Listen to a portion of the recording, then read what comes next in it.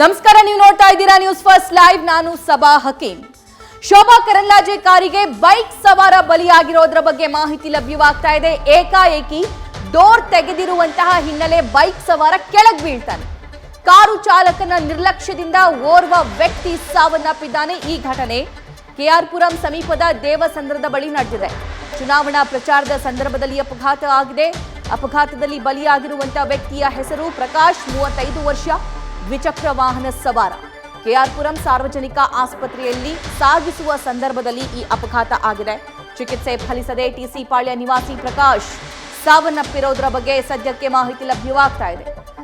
ದಿನೇ ದಿನೇ ಚುನಾವಣಾ ಅಖಾಡ ರಂಗೇರ್ತಾ ಇದೆ. ಚುನಾವಣಾ ಪ್ರಚಾರದಲ್ಲಿ ಎಲ್ಲ ಅಭ್ಯರ್ಥಿಗಳು ಕೂಡ ಸಾಕಷ್ಟು ಬ್ಯುಸಿ ಆಗಿದ್ದಾರೆ. ಸೊ ಈ ಸಂದರ್ಭದಲ್ಲಿ ಚುನಾವಣಾ ಪ್ರಚಾರದಲ್ಲಿ ಶೋಭಾ ಕರಂದ್ಲಾಜೆ ಅವರು ತೊಡಗಿರೋ ಸಂದರ್ಭದಲ್ಲಿ ಟಿಸಿ ಪಾಳ್ಯಕ್ಕೆ ಅವರು ಹೋಗ್ತಾರೆ. ಅವರ ಕಾರಿಗೆ ಒಬ್ಬ ಬೈಕ್ ಸವಾರ ಬಂದು ಗುದ್ದುತ್ತಾನೆ. ಆ ಸಂದರ್ಭದಲ್ಲಿ ಡ್ರೈವರ್ ಕೂಡ ಡೋರ್ ಓಪನ್ ಮಾಡ್ದ. ಸೊ ಹಾಗಾಗಿ ಈ ಅವಘಡ ಸಂಭವಿಸಿದೆ ಅನ್ನೋ ಮಾಹಿತಿ ಲಭ್ಯವಾಗ್ತಾ ಇದೆ. ಮತ್ತಷ್ಟು ಅಪ್ಡೇಟ್ಸ್ ನಮ್ಮ ಪ್ರತಿನಿಧಿ ಅಂಕಿತಾ ನೀಡ್ತಾರೆ. ಅಂಕಿತಾ, ಹೇಗಾಯ್ತು ಈ ಘಟನೆ? ಬೆಂಗಳೂರಿನ ಕೆಆರ್ಪುರಂನ ದೇವಸಂದ್ರದಲ್ಲಿ ನಡೆದಿರುವಂತಹ ಘಟನೆ ಇದು. ಚುನಾವಣಾ ಪ್ರಚಾರಕ್ಕೆ ಅಂತ ಹೇಳಿ ಶೋಭಾ ಕರಂದ್ಲಾಜೆ ಅವರು ತೆರಳಿರ್ತಾರೆ. ಆ ಸಂದರ್ಭದಲ್ಲಿ ಅಂದ್ರೆ ಏಕಾಏಕಿ ಶೋಭಾ ಕರಂದ್ಲಾಜೆ ಅವರ ಕಾರು ಚಾಲಕ ಏನಿದ್ದಾನೆ ಆತ ಏಕಾಏಕಿ ಡೋರ್ ಅನ್ನ ಓಪನ್ ಮಾಡ್ತಾನೆ. ಆ ಸಂದರ್ಭದಲ್ಲಿ ಹಿಂಬದಿ ಬರ್ತಾ ಇದ್ದಂತಹ ಬೈಕ್ ಸವಾರ ಏಕಾಏಕಿ ನೆಲಕ್ಕೆ ಬೀಳೋದು. ಈ ರೀತಿಯಾಗಿ ಈ ಇನ್ಸಿಡೆಂಟ್ ಆಗಿದೆ ಅನ್ನೋದ್ರ ಬಗ್ಗೆ ಮಾಹಿತಿ ಲಭ್ಯ ಆಗ್ತಾ ಇದೆ. ಅಂದ್ರೆ ಡೋರ್ ತೆಗೆಯುವಂತಹ ಸಂದರ್ಭದಲ್ಲಿ ಕಾರಿನ ಚಾಲಕ ಗಮನಿಸಿಲ್ಲ ಹಿಂದೆ ಬರ್ತಾ ಇದ್ದಂತಹ ಬೈಕ್ ಅನ್ನ ಅಂತ ಹೇಳಿ. ಏಕಾಏಕಿ ತೆಗೆದ್ರಿಂದ ಹಿಂಬದಿ ಬರ್ತಾ ಇದ್ದಂತಹ ಬೈಕ್ ಸವಾರ ನೆಲಕ್ಕೆ ಬಿದ್ದಿರುವಂತಹ ಬಗ್ಗೆ ಈಗಾಗಲೇ ಮಾಹಿತಿ ಲಭ್ಯ ಆಗ್ತಾ ಇದೆ. ಮೃತ ವ್ಯಕ್ತಿಯ ಹೆಸರು ಪ್ರಕಾಶ್ ಅಂತ ಹೇಳಿ, 35 ವರ್ಷ. ಅವರು ಅದೇ ಕೆಆರ್ಪುರಂನ ಟಿಸಿ ಪಾಳ್ಯದ ನಿವಾಸಿ ಅಂತ ಹೇಳಿ ಹೇಳಲಾಗ್ತಾ ಇದೆ. ಸದ್ಯಕ್ಕೆ ನಮ್ಗೆ ಬಂದ ಮಾಹಿತಿಯ ಪ್ರಕಾರ ಚುನಾವಣಾ ಪ್ರಚಾರಕ್ಕೆ ಅಂತ ಹೇಳಿ ಬಂದಿದ್ರು. ಇನ್ಸಿಡೆಂಟ್ ಆದ್ಮೇಲೆ ಶೋಭಾ ಕರಂದ್ಲಾಜೆ ಅವರು ಕಾರಿನಿಂದ ಇಳಿದು ಹೋಗಿದ್ದಾರೆ ಅನ್ನೋದ್ರ ಬಗ್ಗೆ ಮಾಹಿತಿ ಇದೆ. ಬಟ್ ಎಕ್ಸಾಕ್ಟ್ ಆಗಿ ಏನಾಗಿದೆ ಅನ್ನೋದ್ರ ಬಗ್ಗೆ ಇನ್ನೂ ಕೂಡ ಮಾಹಿತಿ ಸಿಗ್ತಾ ಇಲ್ಲ ಸದ್ಯ. ಅಂಕಿತಾ, ಈ ಇನ್ಸಿಡೆಂಟ್ ಆದಾಗ ಶೋಭಾ ಕಾರಲ್ಲಿ ಇದ್ರಾ? ಅಲ್ಲಿರುವಂತವ್ರು ಹೇಳ್ತಾ ಇರುವಂತದ್ದೇನು ಅಂತಂದ್ರೆ, ಜೊತೆಗೆ ಪೊಲೀಸ್ ಅವರು ನಮ್ಗೆ ಹೇಳ್ತಾ ಇರುವಂತದ್ದೇನು ಅಂತಂದ್ರೆ, ಶೋಭಾ ಕರಂದ್ಲಾಜೆ ಅವರು ಕಾರ್ನಲ್ಲಿ ಇದ್ರು, ಜೊತೆಗೆ ಅವರು ಈ ಇನ್ಸಿಡೆಂಟ್ ಆದಾಗ ಕಾರಿಂದ ಇಳಿದು ಹೋಗಿದ್ದಾರೆ ಅಂತ ಹೇಳ್ತಾ ಇದ್ದಾರೆ. ಎಕ್ಸಾಕ್ಟ್ ಆಗಿ ಮಾಹಿತಿ ಸಿಗ್ತಾ ಇಲ್ಲ. ಚುನಾವಣಾ ಪ್ರಚಾರ ಅಂತ ಹೇಳ್ತಾ ಇದಾರಲ್ಲ, ಹಾಗಾಗಿ ಚುನಾವಣಾ ಪ್ರಚಾರಕ್ಕೆ ಅವ್ರದೇ ಆ ಕ್ಷೇತ್ರ, ಹಾಗಾಗಿ ಅಲ್ಲಿ ಚುನಾವಣಾ ಪ್ರಚಾರವನ್ನ ಮಾಡ್ತಾ ಇದ್ದಾರೆ.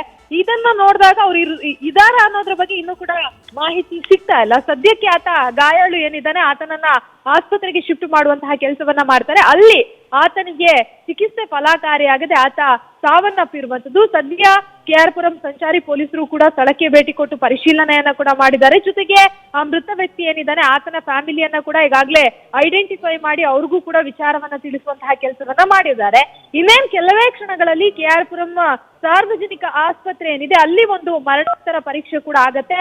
ಮರಣೋತ್ತರ ಪರೀಕ್ಷೆ ನಡೆಸಿದ ಬಳಿಕ ಮೃತದೇಹವನ್ನ ಮೃತನ ಕುಟುಂಬಸ್ಥರು ಏನಿದ್ದಾರೆ ಆ ಕುಟುಂಬಸ್ಥರಿಗೆ ಹಸ್ತಾಂತರ ಮಾಡುವಂತಹ ಕೆಲಸವನ್ನ ಕೂಡ ಮಾಡ್ತಾರೆ. ಸಭಾ ಓಕೆ, ಈ ಸಿಟಿ ಪ್ಲೇಸ್ ಅಲ್ಲಿ, ಸಿಟಿ ಝೋನ್ ಅಲ್ಲಿ ಕಾರ್ ಡೋರ್ ತೆಗೆಯೋದಾಗಿರ್ಬೋದು, ಓವರ್ ಸ್ಪೀಡ್ ಆಗಿರ್ಬೋದು, ತುಂಬಾನೇ ಇಂತಹ ಅನಾಹುತಗಳಿಗೆ ಎಡೆ ಮಾಡಿ ಕೊಡುತ್ತೆ. ತುಂಬಾನೇ ಡೇಂಜರಸ್ ಅಂಕಿತ ಅದು. ಈ ಘಟನೆಯಿಂದ ಮತ್ತೊಮ್ಮೆ ಅದು ಸಾಬೀತಾಗಿದೆ.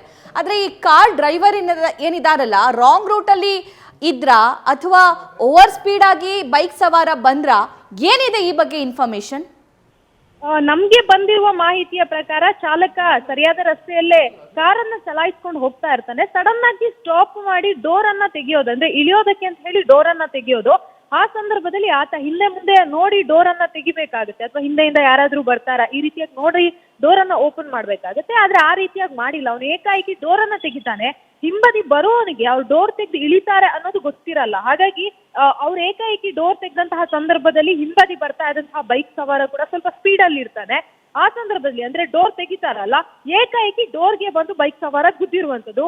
ಗುದ್ದಿದ ತಕ್ಷಣ ಅಲ್ಲಿ ಬೀಳ್ತಾನೆ ರಸ್ತೆಯಲ್ಲಿ.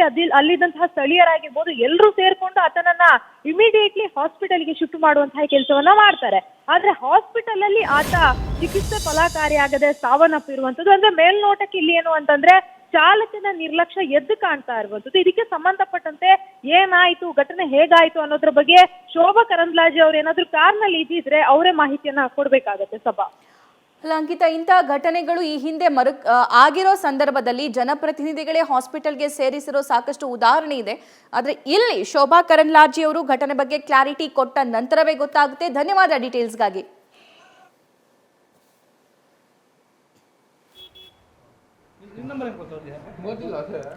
ದೃಶ್ಯದಲ್ಲಿ ಗಮನಿಸ್ತಾ ಇದ್ದೀರಾ, ಶೋಭಾ ಕರಂದ್ಲಾಜೆ ಅವರು ಟಿಸಿ ಪಾಳ್ಯಕ್ಕೆ ಪ್ರಚಾರಕ್ಕಂತ ಹೋದಂತಹ ಸಂದರ್ಭದಲ್ಲಿ ಅವರ ಕಾರು ಚಾಲಕ ಏಕಾಏಕಿಯಾಗಿ ಕಾರಿನ ಡೋರ್ ಅನ್ನ ಓಪನ್ ಮಾಡ್ತಾರೆ. ಸೊ ಆ ಸಂದರ್ಭದಲ್ಲಿ ಟೂ ವೀಲರ್ ಅಲ್ಲಿ ಪ್ರಕಾಶ್ ಅನ್ನುವಂತಹ ವ್ಯಕ್ತಿಯು ಕೂಡ ಬರ್ತಾ ಇರ್ತಾರೆ. ಆ ಡೋರ್ ಓಪನ್ ಮಾಡಿದ ತಕ್ಷಣ ಆ ಡೋರಿಗೆ ತಗಲಿ ಅವರು ಕೆಳಗೆ ಬಿದ್ದು ಮೃತಪಟ್ಟಿದ್ದಾರೆ ಅನ್ನುವಂತಹ ಪ್ರಾಥಮಿಕ ಇನ್ಫಾರ್ಮೇಶನ್ ಸ್ಥಳೀಯರು ನೋಡಿರೋ ಪ್ರಕಾರ ನ್ಯೂಸ್ ಫಸ್ಟ್ಗೆ ಲಭ್ಯವಾಗಿದೆ.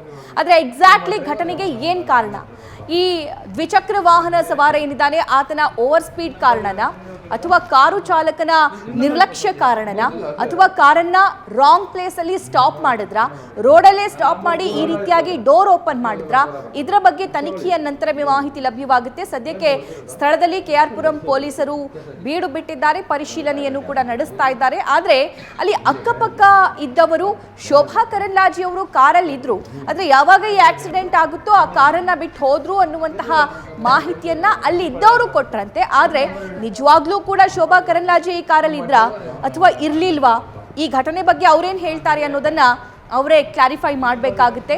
ತಕ್ಷಣ ಆ ವ್ಯಕ್ತಿಯನ್ನ ಹಾಸ್ಪಿಟಲ್ಗೆ ರವಾನೆ ಮಾಡುವಂತಹ ಕೆಲಸ ಕೂಡ ಅಲ್ಲಾಗಿತ್ತೆ. ಆಟೋದಲ್ಲಿ ಆ ವ್ಯಕ್ತಿಯನ್ನ ಹಾಸ್ಪಿಟಲ್ಗೆ ಕರ್ಕೊಂಡು ಹೋಗ್ತಾರೆ ಪ್ರಕಾಶ್ ಅನ್ನೋರಿಗೆ. ಆದ್ರೆ ಚಿಕಿತ್ಸೆ ಫಲಕಾರಿಯಾಗಿದೆ, ಪ್ರಕಾಶ್ ಮೃತಪಟ್ಟಿದ್ದಾರೆ.